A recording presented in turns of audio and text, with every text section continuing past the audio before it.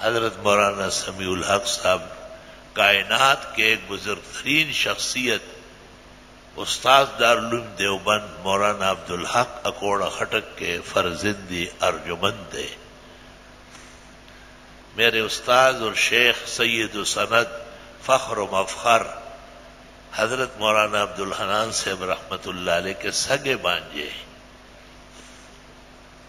اور میرے استاد مولانا عبدالحنان اور حضرت اقدس مولانا عبدالحق صاحب دیوبند سے پڑھے ہوئے تھے.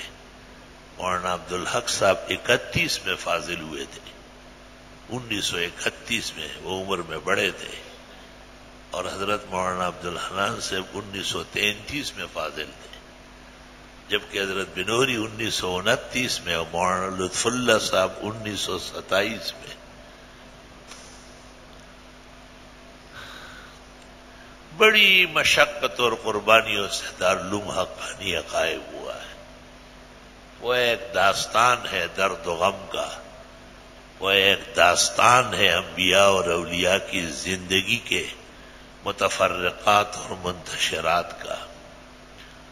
آج وہ اتنا عظیم دسترخوان ہے کہ ہزاروں طلباء، صرف دور حدیث میں ان کے یہاں 1700 طلباء ہوتے ہیں جن کو مولانا سمیع الحق صاحب درس دیتے تھے.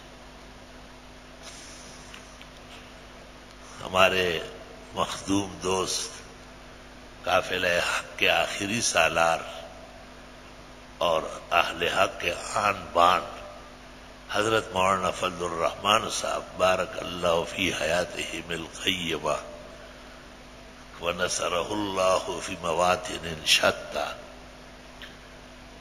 وہ بھی وہیں کے پڑے ہوئے اور پہلی کلاس سے لے کے دور حدیث تک پڑے ہوئے، 9 سال وہاں تعلیم پائی.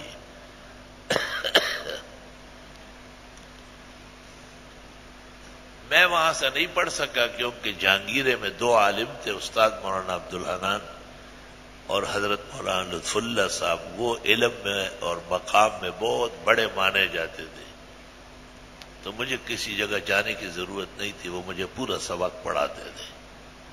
اور اس زمانے میں پورے عالم میں جو شہرت تھی حدیث میں، علم میں، وہ مولانا یوسف بن نوری تھے جو عالمی و آفاقی ہستی تھی. عرب و عجم میں ان کی عظمت مسلم تھی، اور وہ علوم و کمالات میں امام العصر مولانا انور شاہ کے جانشین تھے اور نسبت بردار شاگرد تھے. تو یہ اساتذہ کہتے تھے کہ آپ وہاں جا کے پڑھیں. اللہ نے ایشیا کے مقتدر ادارے میں اول سے اخیر تک پڑھنا نصیب فرمایا، اور یہ احسان ان بزرگوں کا بھولوں گا نہیں کہ مجھے کائنات کے سب سے بڑے اور اچھے ادارے میں پڑھنے کے لیے اتنی بڑی قربانی دی، جو گھر کے ساتھ مدرسہ تھا اور دارالعلوم تھا، اس سے ہٹا کر یہاں بھیجا، کیونکہ علم کے لیے کچھ سفر و مشقت بھی چاہیے. صوفی نشوت صافی ہوتا در نکشت جاوی، بسیار سفر باید تا پخت شوت خامی.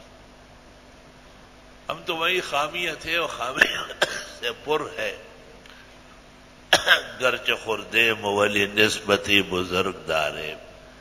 بہرحال حضرت مولانا سمیع الحق صاحب کئی صفات کے حامل تھے، بہت بااخلاق اور باکردار شخصیت تھے، اور ہمیشہ انہوں نے حق کی حمایت کے لیے حالات کا مقابلہ کیا ہے. موجودہ دور میں بھی موجودہ سیٹ اپ پر ان کا غیر معمولی اثر تھا، اور بہت ہی زیادہ موجودہ حکومت کے حکمرانوں کے وہ اقرب تھے. چند سال پہلے ان کو دل کا عارضہ ہوا تھا، بائی پاس ہوا، تو میں عیادت کے لیے گیا تو مجھے کہا ریکوری نہیں ہو رہی.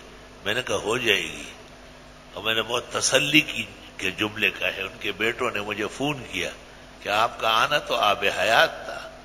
مولانا بہت خوش ہوئے اور بالکل ریکوری شروع ہو گئی. چند دن پہلے، عمرے سے 10-15 دن پہلے میں دوبارہ خدمت میں گیا.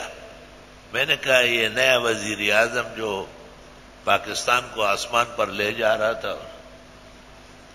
مدینہ کے اندر گھسیڑ رہا تھا اور کہا کچھ اور کیا کچھ. اس کو لگام دینا بھی آپ کا فرض ہے. یہ ہمارے ساتھی موجود ہیں. مولانا نے بہت عزت سے سنا اور بڑا اجلاس تھا، اس کو ختم کیا. میرے پاس آئے اور ان کو کہا کہ مجھے عجز کا کہا کہ وہ خاص پیغام کے لیے کراچی سے آیا ہے. تو میں نے کہا اس سے جمعے کی سرکاری تعطیل بحال کرو. اور انہوں نے کہا ہماری ناراضگی ہوئی ہے. میں نے کہا انہوں نے تو آپ سے کام لے لیا، اب آپ کا نمبر ہے. بہت خوش ہو گئے کہ بہت اچھا، میں کل ہی چلتا ہوں. اور اس کے بعد اس وعدے کے مطابق وہ 2 دفعہ انہیں ملے اور ہر دفعہ اول بات یہ کہی کہ جمعے کی سرکاری تعطیل بحال کر لو، اتوار کی چھٹی سے مسلمانوں کا کوئی کام نہیں. وفاق والوں نے بھی کہا اور بھی علماء حق نے کہا اور خان صاحب نے وعدے بھی کیے. وہ وعدہ کیا جو پورا ہوا. پہ انتظار کے بدے او سما استاد شیرین خلے نہ سے جواب راضی نہ. کہتے انتظار میں رہوں گا کہ آپ کے اس خوبصورت منہ سے کیا جواب آ رہا ہے. بہرحال مولانا میں ایسی بڑی قابلیتیں اور صلاحیتیں تھی. پھر انہی کے ہاں ان کے والد مولانا عبدالحق کا بھی مزار ہے اور ہمارے استاد مولانا عبدالحنان کا بھی، جو ان کے سگے ماموں تھے. تو میں نے کہا میں اٹھ رہا ہوں، زیارت کر کے جاؤں گا. تو کہا آپ کے سربراہی بھی ہم بھی اٹھیں گے. قبر تک ساتھ گئے، فاتحہ پڑھی. پھر میں معذرت کرتا تھا کہ آپ مریض ہے، ابھی بائی پاس ہوا ہے، آپ آرام کریں. کہا امکان ہی نہیں ہے جب تک آپ گاڑی میں نہیں بیٹھے اور گئے نہیں. وہ سب ان لوگوں نے شیطانی چیزوں میں محفوظ کیا ہے.